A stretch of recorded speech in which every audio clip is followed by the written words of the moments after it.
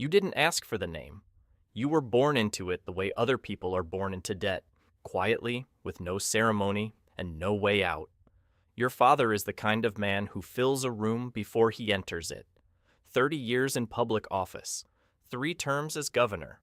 The kind of face that appears on murals and magazine covers and the backs of campaign buses rolling through towns that are still waiting for the roads he promised. People say his name with a particular softness, like they're handling something they don't want to break. You've watched it your whole life. The way strangers look at him like he's a version of something they believe in. You are not that version. You are the other thing. The footnote. The son who went to the right schools and didn't become anything in particular, who showed up at enough fundraisers to stay in the family photograph but never shook hands the right way, who smiled in the right direction but always slightly too late, slightly too loose, like someone imitating a feeling they'd only read about. You are 34 years old. You've worked in your father's political office for 6 years in a role whose title changes depending on who's asking. Constituent Liaison, Special Advisor, Senior Communications Associate. The job is essentially this. You exist near power. You attend meetings where decisions are made and occasionally relay those decisions to people who execute them. You are a conduit, a warm body with the right last name, present enough to signal continuity, peripheral enough to deny liability. Nobody tells you this directly. Nobody has to. Stage 1. The inheritance. The money doesn't come to you all at once. That's the first thing to understand. It arrives in layers, each one thin enough to feel almost accidental. Your father has a campaign treasurer named Vic. Vic has been managing political finances for 22 years. He's compact and meticulous, with the kind of face that makes auditors comfortable. He finds you at a reception 3 months after you start working in the office and says, quietly, that there's a structural inefficiency in how the campaign handles vendor payments. He says this the way a doctor tells you something is benign. Casually. Without alarm. The inefficiency is this.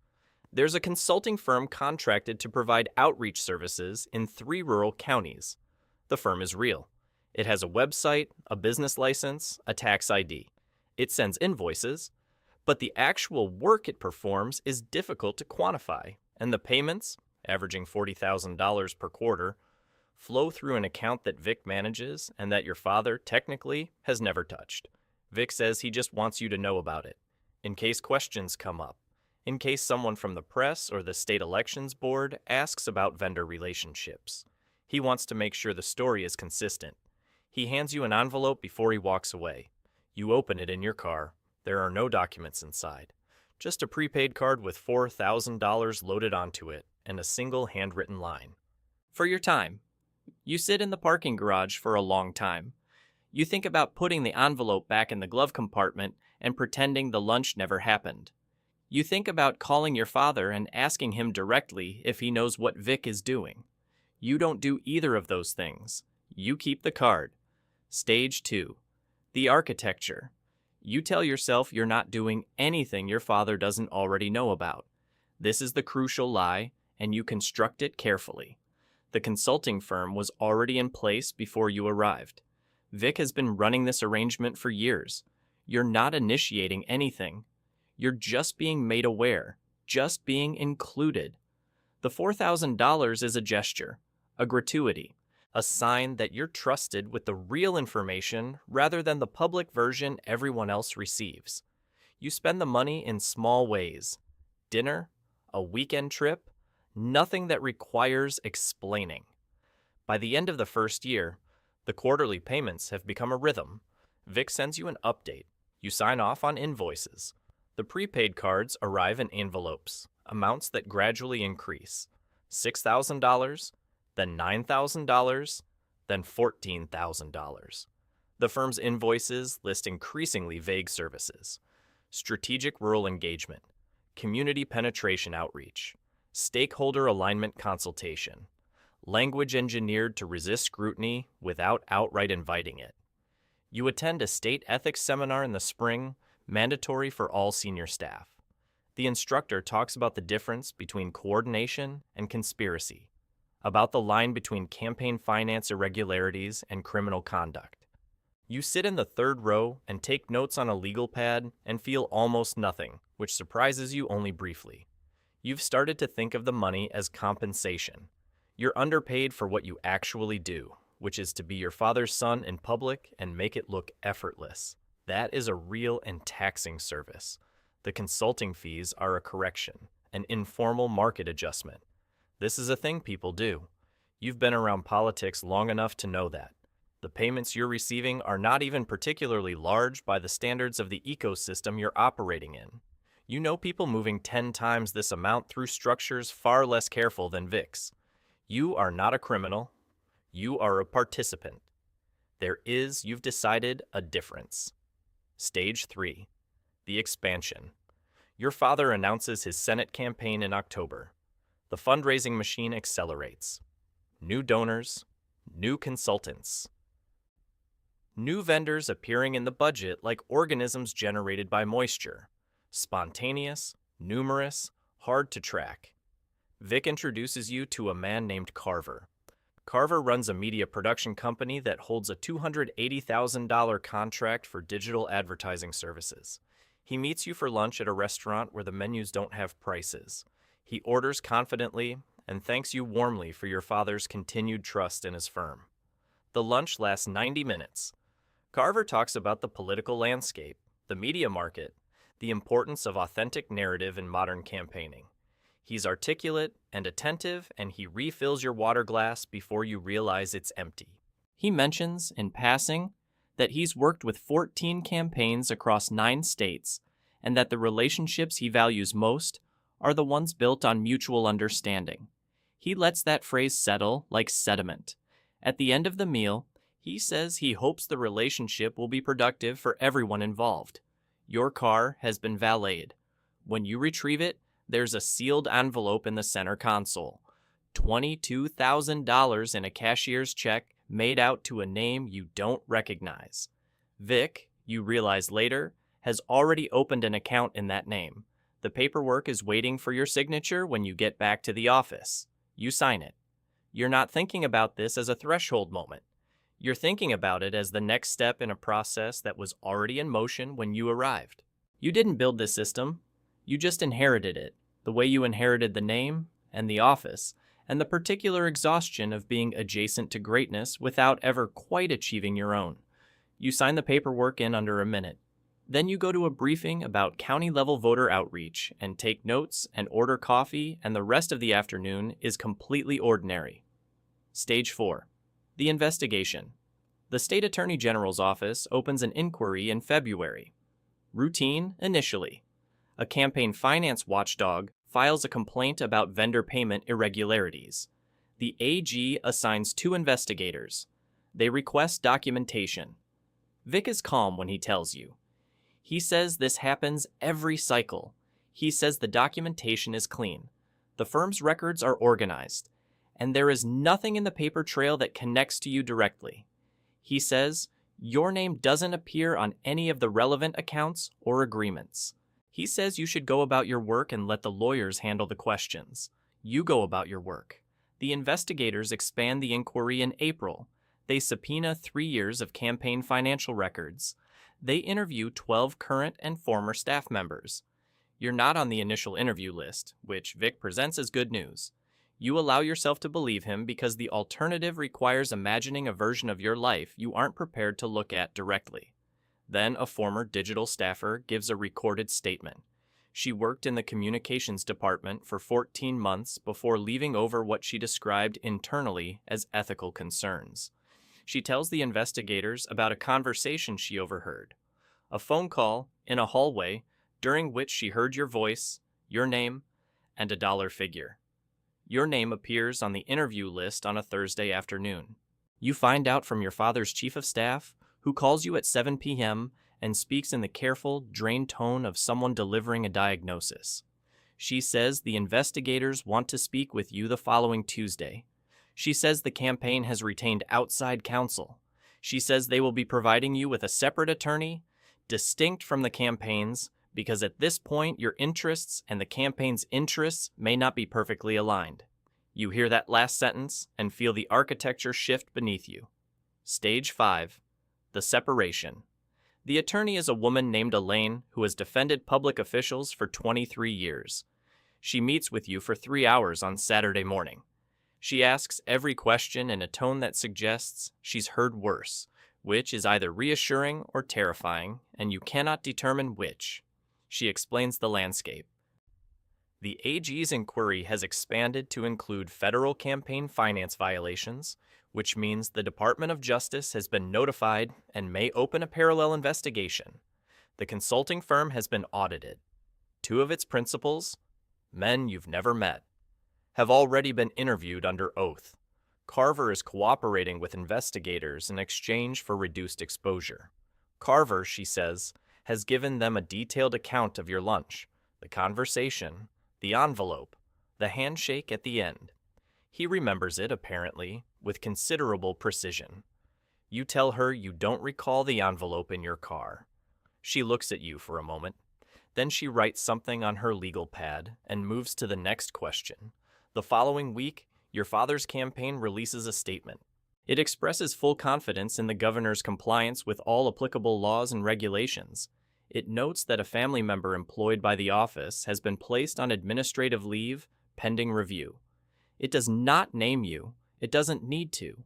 Every political reporter in the state has already made the call. Your phone fills with messages. Friends, colleagues, distant relatives who express support in language so carefully constructed it communicates the opposite.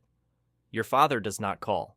His communications director calls, once, to relay that the governor wants you to know he's thinking of you and trust that everything will be resolved appropriately.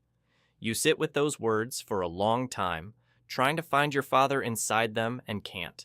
The word appropriately does a lot of work in that sentence, more than it should have to. Stage 6. The cost. The federal investigation opens in June. A grand jury is convened. Vic, it turns out, has been cooperating since March. He provided records, correspondence, account information, and 3 years of transaction history. He provided, specifically, the documentation trail connecting you to the cashier's check, the prepaid cards, and the invoice approvals. He provided a written account of the parking garage envelope, including the date and the amount. Vic has a plea agreement. You don't. Your attorney presents the government's offer in a conference room on a Tuesday. She lays it out without editorializing.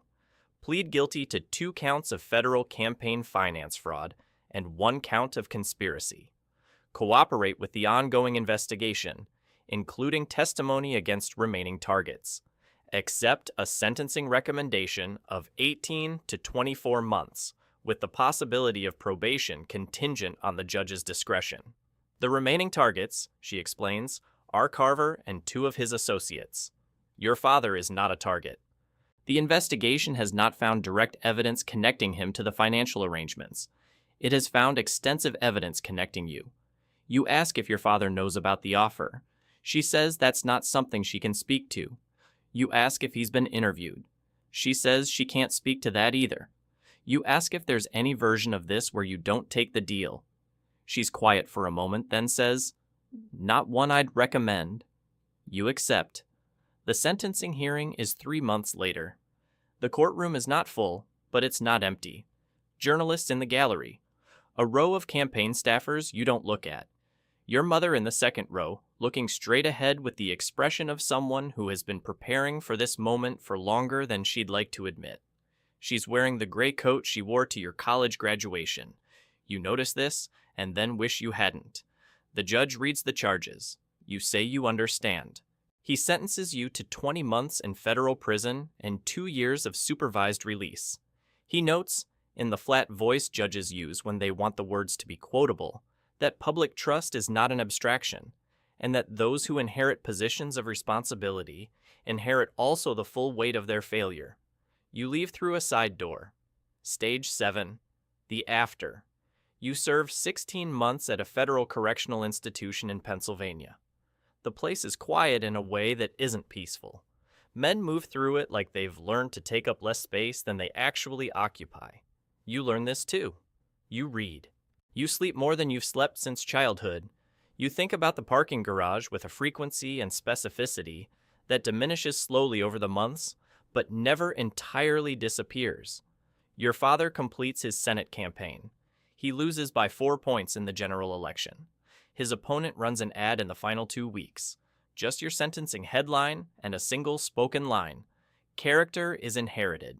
The ad runs 3,000 times in 6 markets. Your father concedes graciously on election night, in a ballroom full of people who applaud him anyway, because they have always applauded him and don't know how to stop. He always concedes graciously. That particular skill he has in abundance. You're released on a Wednesday in March. Your mother picks you up. She brings a coat because she knows you'll have lost weight. She's right. You sit in the passenger seat of her car and watch the facility disappear in the side mirror and feel nothing specific. Just the absence of walls, the particular strangeness of a sky with no perimeter. You move to a city where your last name doesn't carry much. You get a job doing compliance work for a mid-sized nonprofit. Entry level. The kind of role that makes people from your former life uncomfortable to learn about, which is fine because most of them have stopped calling. You're good at the work, actually. Turns out you know more about the architecture of fraud than most compliance officers your age. You think sometimes about Vic, about whether he regrets it, or whether regret is even the right category for something so incremental, so structurally inevitable, so much a product of a system neither of you designed.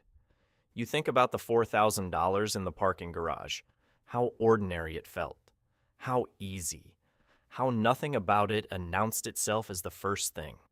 You think about your father at fundraisers, working the room, filling the space, the murals, the buses, the name on the lips of people who still believe in the version of him they were given. You wonder what he thinks about on the flights back from events, in the particular silence of a man who has survived everything by never quite touching it directly, whether he thinks about you, whether appropriately was his word or someone else's. You don't call him, he doesn't call you. Some inheritances work like that. You receive them without consent, carry them without understanding, and by the time you know what they've cost you, the transaction is already complete. The name remains, the record remains, the parking garage remains, specific and permanent, a moment you can walk back into anytime you want, and still find yourself sitting there, card in hand, deciding nothing in particular. That's the part nobody tells you about complicity. It doesn't announce itself. It doesn't arrive with weight or consequence or the gravity of a real choice. It arrives looking exactly like everything else, quiet, incremental, almost reasonable. And then one day the architecture is already built, and you're already inside it, and the only question left is how long before someone else notices the walls.